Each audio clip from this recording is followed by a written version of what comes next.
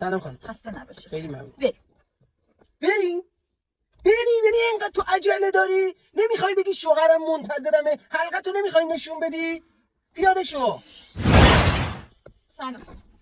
سلام خسته خانم. نباشید. خسته نباشید. لطفاً سریعتر برید. من همسرم منتظرمه. ممنون میشم. بله خانم. موزیک براتون بذارم؟ بله. بله و بلا.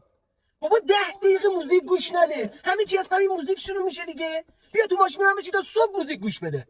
پیاده شو.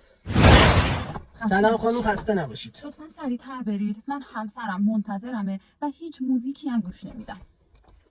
بله. آقا چقدر ماشینتون گرمه. کولر روشنه. جلو خونه احتمالاً عقب گرمه. میخواید من یه جا نگه دارم شما تشریف بیارید جلو بشینید؟ بله. کجا داری میای مریم؟ آخه از وسط داری میای جلو؟ گرمه. عزیز من آخه از وسط بعد بیای جلو. خب چیکار کنم؟ میخوای بیای کنار